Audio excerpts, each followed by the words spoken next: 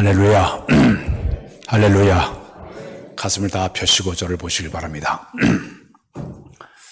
하나님께서는 우리가 예수 그리스도를 구주로 믿고 고백을 하고 믿음으로 사는 사람들에게 주신 특권이 있습니다. 첫 번째 특권은 죄 많은 우리들이 은혜의 보좌 앞으로 감히 나갈 수 있는 특권을 우리에게 선물로 허락해 주었습니다. 히브리서 4장 16절에 보게 되면 우리 다 같이 읽어보겠습니다. 시작. 그러므로 우리는 긍휼하심을 받고 때를 따라 돕는 은혜를 얻기 위하여 은혜의 보좌 앞에 담대히 나갈 것이니라. 죄 많은 우리들이 은혜의 보좌 앞으로 나갈 수 있는 것은 엄청난 특권이 된 줄로 믿습니다. 두 번째, 우리에게 준 특권이 있습니다. 우리 예수 그리스도를 구주로 믿고 신앙생활하는 자들에게 주신 특권이 하나님의 자녀가 되는 특권을 우리에게 선물로 주었습니다. 요한복음 1장 12절에 보게 되면 이런 말씀이죠. 다 같이 읽을까요? 시작. 그를 영접하는 자, 곧 그 이름을 믿는 자에게는 하나님의 자녀가 되는 권세를 주셨으니.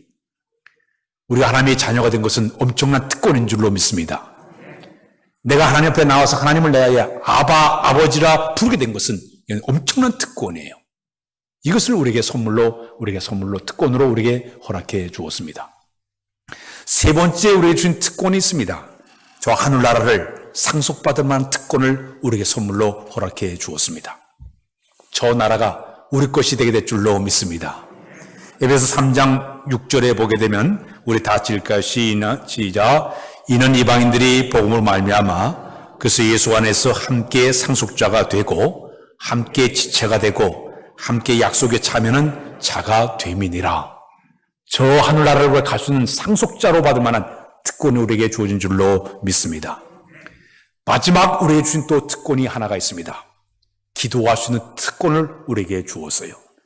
마태복음 7장의 11절까지 쭉 내용에 보게 되면 읽까 시작. 구하라 그러면 너에게 주실 것이요 찾으라 그리하면 찾아낼 것이요 문을 두드리라 그러면 너에게 열릴 것이니 구하는 이마다 받을 것이요 찾는 이가 찾아낼 것이요 두드리는 이에게는 열릴 것이니라. 너희 중에 누가 아들이 떡을 달라 하는데 돌을 주며 생선을 달라 하는데 뱀이 줄 사람이 있겠느냐. 너희가 악한 자라도 좋은 것으로 자에게 줄 줄 알거든 하늘에 계신 너희 아버지께서 구하는 자에게 좋은 것을 주지 않겠느냐. 기도하는 특권은 엄청난 특권이 된 줄로 믿습니다. 특히 기도한다는 것은 하나님께서 우리가 세 가지의 특권이 하나 있어요. 하나는 뭐냐면 죄인된 우리 하나님을 갖다 영적으로 서로 만나는 이런 특권이에요. 출애굽기 33장 7절 이하에 보게 되면 모세가 우리 하나님 앞에 나가서 이스라엘을 이끌고 갈 때 힘이 들 때 오를 때마다 늘 하나님과 대화하는 장면이 거기 나오고 있습니다. 하나님을 대면해서 하나님과 대화할 때 친구처럼 만나가지고 대했던 사람이 바로 모세였습니다. 그래서 이 기도라고 하는 것은 하나님과 영적으로 만나는 시간이에요. 죄인된 우리가 감히 온 우주 만물을 창조하신 다신 그 하나님을 내가 영적으로 만나 뵙는 것, 기도할 때 가능한 줄로 믿습니다. 아마 여러분들 평생 동안 저도 마찬가지로 대통령 한 번 못 만날 거예요. 그런데 온 우주 만물을 지배하신 하나님을 내가 만날 수 있다는 것, 이거 엄청난 특권이에요. 기도하는 사람들은 우리 하나님과 가서 만날 수 있는 특권이 주어지고 또 그분과 영적으로 대화하는 시간이 바로 기도 시간입니다. 대화를 통해서 나의 모든 것들을 서로 상의하는 거예요. 대화를 통해서 내 문제를 주님께 얘기하고 주님의 뜻을 받아들이면서 계속적으로 대화하는 시간이 바로 기도할 때 가능한 하나의 시간이라고 볼 수가 있습니다. 또 기도는 하나님과 나와의 서로 교제하는 시간이에요. 서로 간에 주님과 서로 만나가지고 깊이 사귀는 시간이 바로 기도 시간이에요. 주님과 연인 관계처럼 만나 깊은 교제를 하는 것이 바로 기도할 때 가능한 하나의 모습이라고 볼 수가 있습니다. 이렇게 우리 예수 그리스도를 믿는 사람이 기도하는 특권을 가지고 영적으로 하나님과의 만남을 갖고 영적으로 하나님과 대화를 하고 영적으로 하나님과 교제하는 것은 굉장한 특권이 우리에게 주어져 있는데 우리가 이 세상을 살면 어떻게 우리의 기도의 삶을 살아가야 될까요? 우리 기독교는 기도교라고 할 정도로 기도를 상당히 많이 강조를 많이 하고 있습니다. 제 아무리 신학 박사 하더라도 이론과 학문을 많이 알고 있다 하더라도 영적인 하나님과 진정한 만남을 갖지 않게 되면 그가 연구한 모든 것은 헛구수가 될 수밖에 없어요. 성경 말씀은 영적으로 감동을 된 말씀이기 때문에 이 맛을 깨닫고 영적 감동을 받는 모든 것은 기도할 때 가능하다는 얘기예요. 하나님과 영적인 만남을 가지고 영적인 시각으로 모든 걸 바라보고 영성을 쌓게 되고 영적인 힘이 주어져야만이 그 무엇을 우리가 해결할 수 있고 그 능력이 주어지게 되는데 이걸 배제하고 세상적인 지식을 가지고 학문을 가지고는 그 영적인 세계를 볼 수 없게 되는 것이. 기도해야만이 영적인 하나님과의 만남을 갖게 되고 영적인 세계를 바라보게 되고 영적인 말씀을 깨닫게 되기 때문에 기도가 이처럼 대단히 중요하다고 볼 수가 있습니다. 영국의 회중교회의 조지 파커라는 박사님이 계십니다. 그분이 이런 이야기를 했어요. 기도는 역사와 공동체의 삶과 미래를 바꿀 수가 있다. 기도에서 어떤 역사의 공동체의 모든 걸 바꾸는 것이 바로 기도의 모습이라 그분이 표현을 했어요. 그런 가운데 그분이 이야기하기를 사람이 기도를 열심히 하는 사람인지 안 하는 사람인지 어떻게 알아볼 수 있는가? 얼굴을 통해서 증명할 수가 있다고 했습니다. 매일 하나님과 가까이 하지 않는 사람은 그 얼굴에 영혼의 아름다움이 없다고 그랬습니다. 풍기는 인상 자체가 기도와 멀어짐을 느낄 수밖에 없다는 얘기예요. 그러나 늘 주님과 함께하는 사람, 가까이하고 기도로 중간 만난 사람은 그 얼굴이 정원에 피어있는 향기로운 꽃을 바른 것처럼 아름답다. 그분이 표현을 했어요. 이 기도 생활을 늘 하는 사람은 이 눈빛이 달라요. 얼굴빛이 달라요. 환하게 뭔가 영적인 그런 아름다움이 그 속에 들어가 있을 거예요. 주님과 대면하지 못하게 되면 이 아름다움을 우리가 잃어버리게 된다는 이야기입니다. 유명한 찰스 하지라는 분이 그런 얘기를 했습니다. 기도 생활을 하지 않는 사람은 맥박이 뛰지 않는 사람과 똑같다. 그 영혼이 죽은 자와 똑같다고 표현을 했어요. 살아있으나 이 맥박이 뛰지 않는 영적인 아름다움과 영적인 그 맥박이 뛰지 않기 때문에 죽은 자의 모습으로 사는 것이 기도하지 않을 때 그런 모습이 나타난다고 이야기하고 있습니다. 제가 지금 마이크를 지금 사용하고 있습니다. 이 마이크도요, 저기 있는 동력에다가 이 전기가 흘러들어온 걸 꽂아야만이 보이지 않는 그 전류가 흐르기 때문에 이 소리가 나가듯이 제 아무리 내가 좋은 전자제품을 갖다 하더라도 동력이 연결되지 않게 되면 그 힘이 들어오질 않아요. 영적인 전류가 들어오지 않게 되기 때문에 힘을 발휘할 수가 없게 되는 거예요. 우리가 TV나 냉장고나 세탁기나 집에 쓰는 모든 전자제품이 전기를 꽂아야만이 전류가 흘러들어가지고 작동이 되듯이 영적인 삶도 마찬가지예요. 하나님과 나 사이에 연결되는 기도의 그런 연결이 딱 돼야만이 그분이 주시는 영적인 힘의 전류가 흘러들어야만이 모든 것이 제대로 작동하게 될 줄로 믿습니다. 우리 주님이 이 땅에 계실 때에 하나님의 아들이면서도 끊임없이 많은 사람들이 기도의 본을 보신 분이 바로 우리 예수님이세요. 제자들을 훈련시켜도 기도를 굉장히 많이 강조했던 분이 바로 주님이셨습니다. 우리 예수님은 사역하기 전에도 40일 동안 광야에 가서 금식 기도로서 준비를 하셨습니다. 사단의 3번씩 오는 모든 유혹을 다 뿌리쳤어요. 이겨냈어요. 그 다음에 사역을 하면서도 시간 날 때마다 그는 저 산에 가서 기도하고 동굴에 가서 기도하고 해변에 가서 기도하고 끊임없이 기도의 삶을 살았습니다. 십자가를 앞에 두고도 겟세마네 동산을 땀을 흘려가면서 기도하면서 아버지 뜻을 물어보지 않았습니까? 우리 하나님께서 너 십자가를 지어야 돼. 알았습니다. 순종하는 마음으로 십자가에 올라갔습니다. 마지막 숨을 거두면서도 아버지여 내 영혼을 당신의 손에 부탁하나이다. 전부 기도의 삶을 우리에게 본을 보여서 너희도 이렇게 살아라고 우리 예수님께서 우리의 삶을 보이는 것이 바로 주님의 하나의 모습이었습니다. 사랑하는 여러분, 요즘 기도하는 사람들에게 왜 당신이 기도합니까? 물어보면 3가지의 대답이 나오고 있습니다. 첫 번째는 기도하는 사람에게 첫 번째 왜 기도합니까? 물어봤더니 영적인 건강을 위해서 저는 기도할 수밖에 없습니다. 따라서 할까요? 영적인 건강을 위해서 기도한다. 기도를 안 하게 되면 영적 감각이 둔해져요. 영적 세포가 죽어가게 돼요. 영적 세포가 점점 죽어가면 암에 걸릴 수도 있습니다. 영적인 병에 걸릴 수가 있습니다. 전에 제가 이제 노예일에 활동할 때 어느 장로님께서 목사님 월요일날도 제가 드셨으면 최대한 월요일날 새벽기도 제가 인도하려고 노력합니다. 피곤하실 텐데 부목사들 마치죠. 저는요 제 영성을 위해서 나갑니다. 물론 교인들의 나갔던 게 좀 저의 영성을 위해서 저는 나가지 않을 수가 없습니다. 제가 기도하지 않게 되면 영성이 떨어지고 영적 힘이 떨어지는 걸 느끼기 때문에 저는 영적 감각을 해서 제가 나갈 수밖에 없습니다. 제가 그런 얘기를 했어요. 우리가 이 기도 생활이 계속 연결되지 않게 되면 영적으로 자꾸 감각을 잃어버려요. 영적 세포가 죽어가게 돼요. 단절돼 버린 하나님과 나 사이에 단절의 관계가 있기 때문에 영적 감각을 잃어버릴 수밖에 없어요. 권투 선수가 리그에 올라가기 전에 감각을 차지하면 올라가서 잘 컨트롤하게 되는데 감각을 잃어버려 뒤뚱뒤뚱 한 대 얻어맞고 KO당해요. 폴란드의 유명한 20세기 피아니스트가 유명한 루빈스타인이라는 분이 계셨습니다. 이분은 연습벌을 했어요. 여행 갈 때도 피아노를 싣고 다니면서 연습할 정도로 대단한 연습광이었습니다. 그분이 90살까지 활동을 했는데 그분이 그런 얘기를 했습니다. 만일에 내가 3일을 내가 하루를 연습하지 않게 되면 내 자신이 잘못된 것을 발견합니다. 내가 이틀을 연습하지 않게 되면은 평론가들이 다 발견하게 됩니다. 만약에 내가 3일 동안을 연습하지 않게 되면 청중들이 벌써 알고 있습니다. 그래서 나는 매일 5시간씩 열심히 연습해가지고 내가 올라가서 가가지고 연주를 하게 됩니다.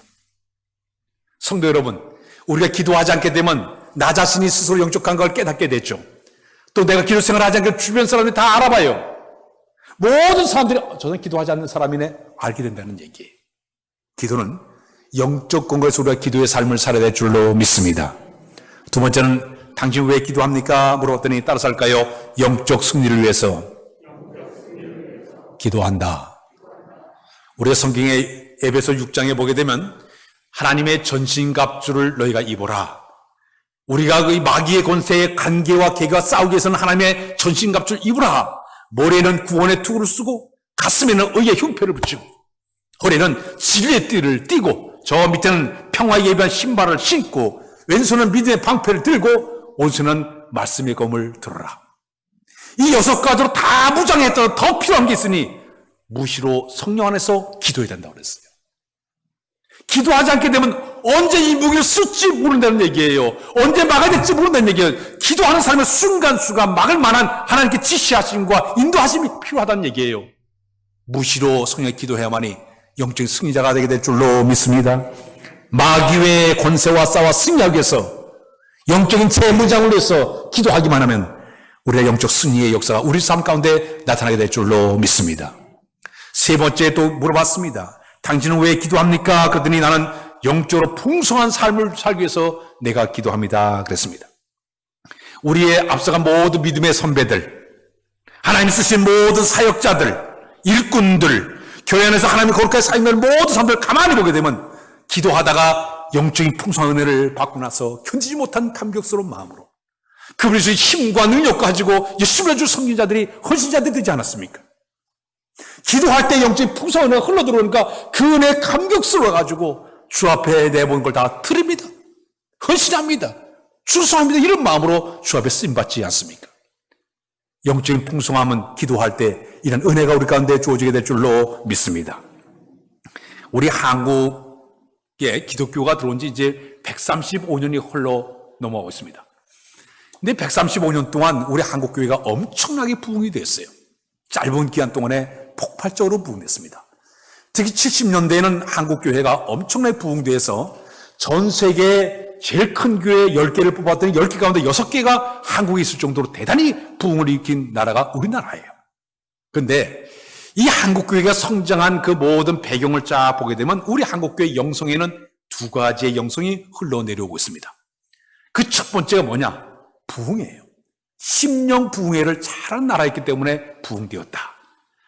1907년도에 장대현교회에서 성령 집회를 통해서 1,500명이 성령의 은혜를 쭉 많이 받고 전국에 흩어져서 그들이 불을 붙였기 때문에 이런 역사가 일어나더니 1974년도에 저 엑스폴로 74를 통해서 여의도에 100만 명이 모여가지고 뜨겁게 기도하고 성령 집회를 하고 엄청난 능력을 받아가지고 그들이 각 교회에 흩어졌기 때문에 폭발적인 부흥의 역사를 이뤄내었고 80년도에는 민족 복음화 대성회를 통해 가지고 한국 교회에 엄청난 부흥의 역사를 만들어냈습니다. 그러더니 각 교회마다 막 부흥회가 열렸어요. 요즘은요 부흥회도 자기 교회 부흥회도 안 와요. 옛날에는 부흥회 한다면 이웃 교회가 부흥회도 다 쫓아가가지고 막 열심히 뜨는데 요즘은 사람들이 다 배가 불러가지고 안 가요. 등이 따숩고 배가 부르니까 안 가요. 옛날엔 붕괴 하면은 열심히 가가지고 은혜 받으려고 심령대 붕괴, 사경의 영적 각성 붕괴 막 쫓아다니면서 은혜를 사모하지 않았습니까? 이 한국교회 영성의 흐름 가운데 첫 번째 붕괴 원동력은 바로 붕괴를 통해서 교회가 성장했어요. 두 번째, 이 한국교회 영성의 두 번째는 뭐냐? 새벽 기도입니다. 우리 한국교회가 세계에 내놓은 브랜드가 뭐냐면 우리가 마치 SK를 탁 브랜드 내놓듯이 한국교회의 붕괴의 브랜드는 새벽 기도예요. 왜 새벽 기도가 이렇게 유명한가 하면 이 우리가 살고 있는 한국 나라의 자체가 봄, 여름, 가을, 겨울로 되어 있습니다. 특히 우리나라는 농경 문화 속에 살아왔기 때문에 겨울철은 농한기가 돼요. 농한기가 되면 사람들이 또 봄이나 여름에 가을에 추수를 나가려면 우리나라의 삶 자체가 온돌 문화이기 때문에 불을 저녁에 떼가지고 자면 새벽쯤 되면 이 방이 또 식어지는 거, 구들장이. 그리고 새벽에 다시 한번 불을 뗄 수밖에, 일어날 수밖에 없어요. 일터에 나가는 소들에게 밥을 먹여 소죽을 쓸 수밖에 없어요. 아침 일찍 일어나는 것이 몸에 배있는 사람들이 우리나라 사람들이에요. 그러다 보니까 농한기를 이용해서 붕괴를 하게 되고 또 농경문화다 보니까 일찍 일어나는 습관이다 보니까 한국교회의 특수적인 이런 그 장점을 가지고 새벽기도 운동을 시작을 했습니다. 이 새벽기도 운동을 쭉 따라가면 언제 시작됐나 보면 1905년도에 이 길성주 목사님이 처음으로 사람들을 모아서 시작을 했습니다. 그때 우리나라가 정미조약으로 나라의 운명이 기울여 간 우리나라의 운명적인 나라의 문제를 염려해가지고 새벽기도를 장대님께서 시작을 했어요. 첫 번째 모였을 때 한 500명 정도가 붕괴를 시작을 했습니다. 새벽기도를 했습니다. 그때 시작된 이 새벽기도가 계속 흘러와가지고 1907년도에 장대님께서 팍 집회가 이루어지고 나니까 각 지역마다 새벽기도 운동이 막 일어나기 시작했습니다. 그런데 요즘에 와서 지금은 한국교회가 평균적으로 하루에 한 30만 명 되는 사람들이 새벽기도를 한다고 얘기를 듣고 있습니다.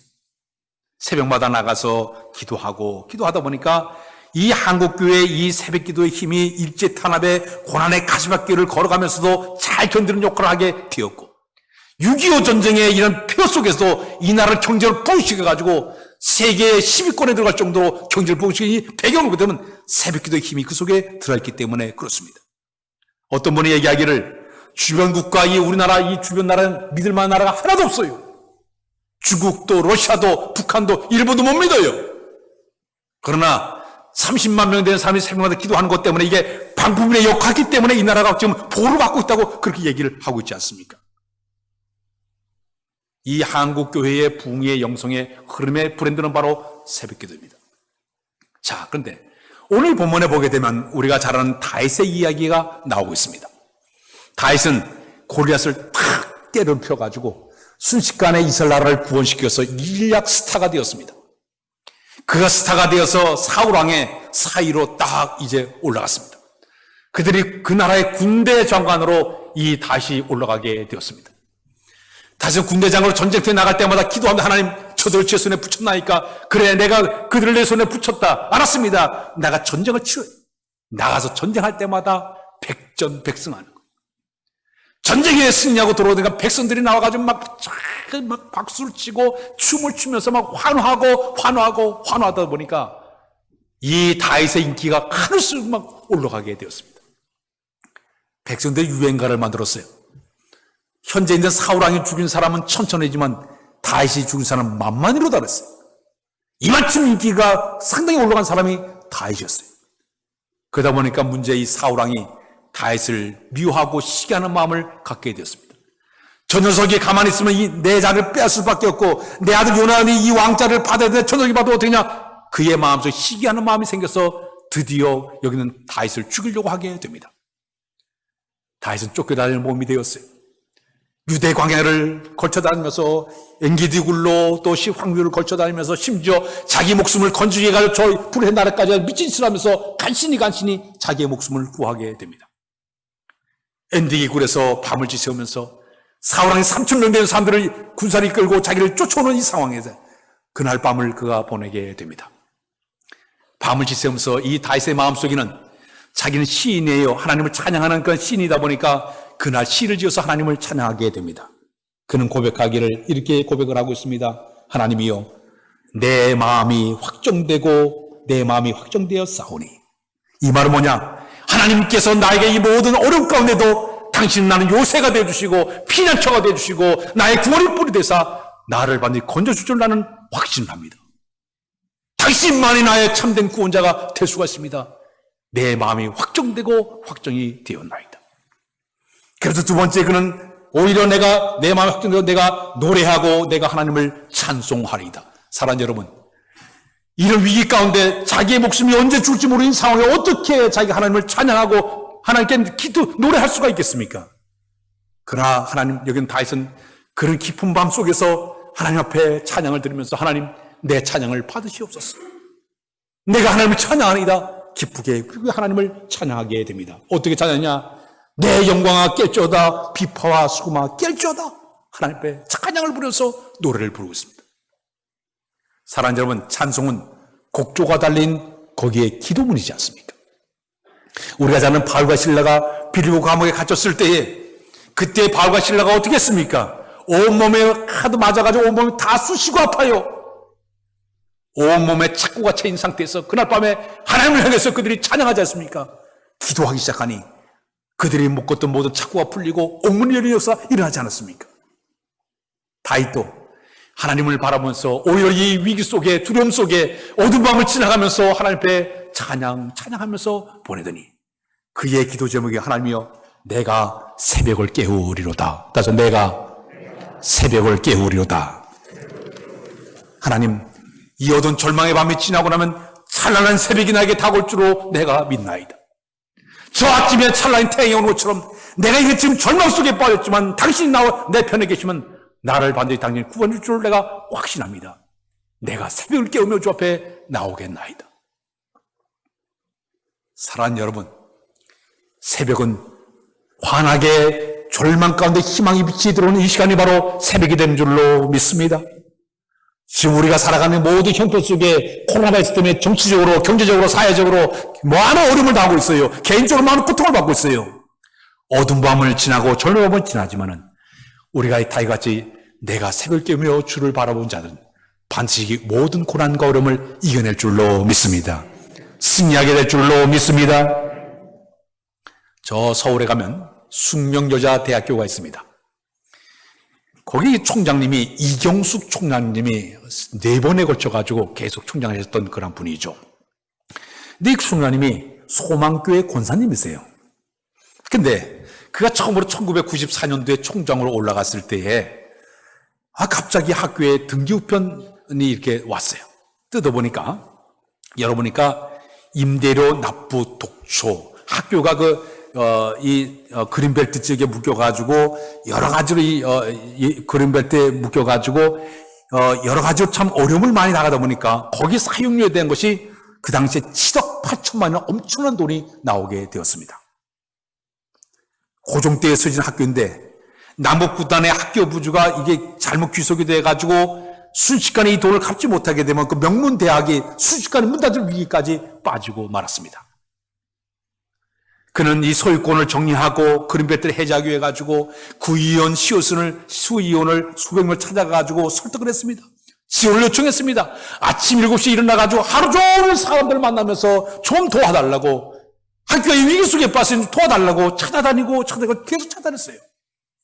해결이 안 되더니 끝내는 그가 이제 쓰러지고 말았습니다. 영양실조로 쓰러지고 말았어요. 중환자실에 들어가가지고 그가 생활하게 되었죠. 그는 중환자실에 나오자마자 그는 소망교회 기도실로 쫓아가서 하나님께 기도하기 시작했습니다. 하나님, 왜 저를 총장을 시켰습니까? 내가 기독교인데 내가 아무것도 이루지 못하는 힘든 가운데 빠졌으니 저를 도와달라고 기도하게 되었습니다. 기도하다가 잠깐 잠이 드는데 음성이 들려요. 수고하고 문진 자들아 다 내게로라. 내가 너희를 편히 쉬게 하리라.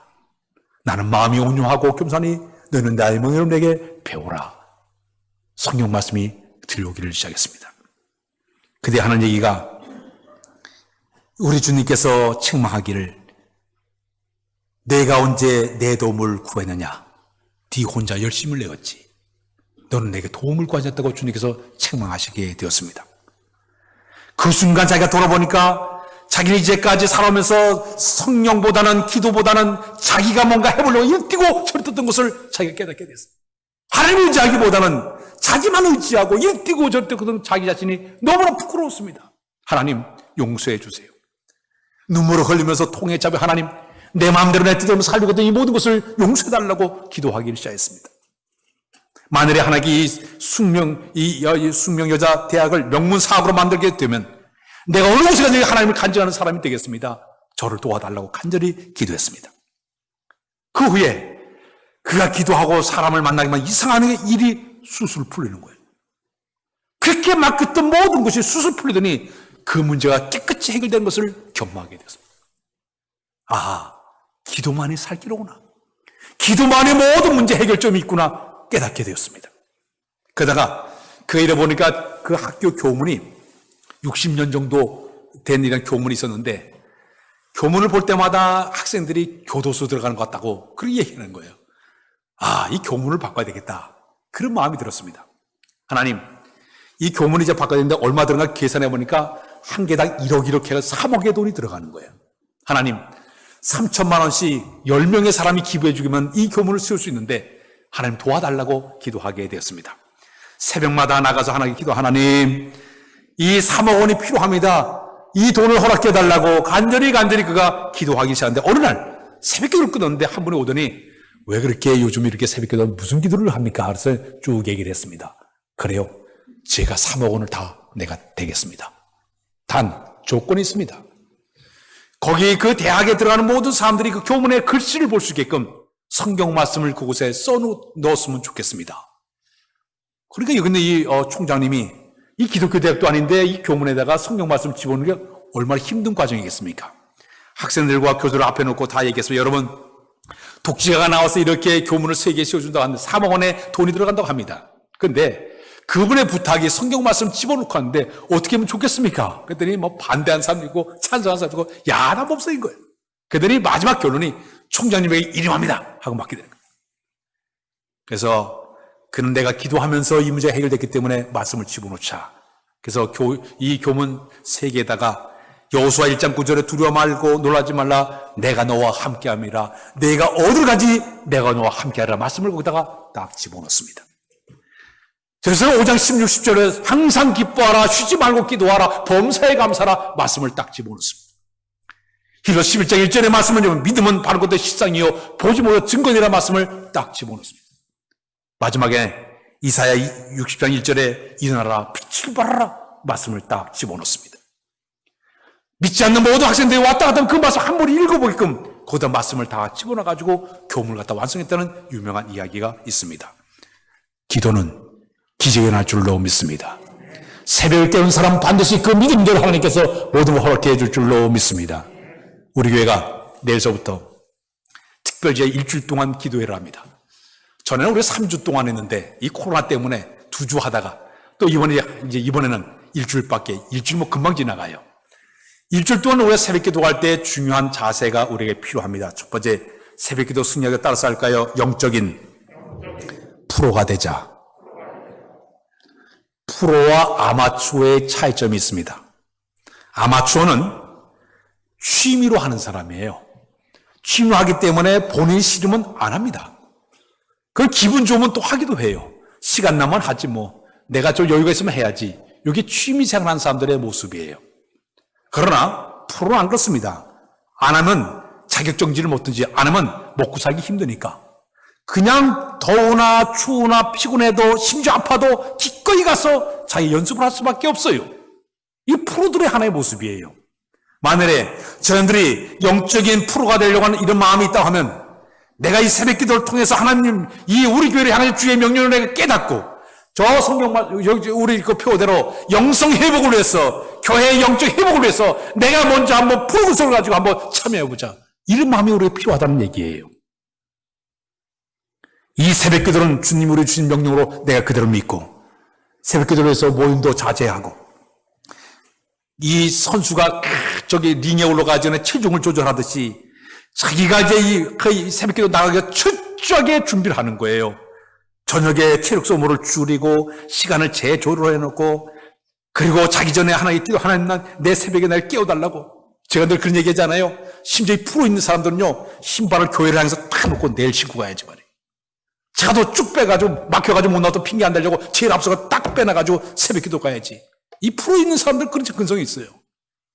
여러분, 이미 우리 하나님께 우리 주신 명령이라고 하면 프로 근성 가지고 이번 새벽 기도에 참여하시기를 바랍니다.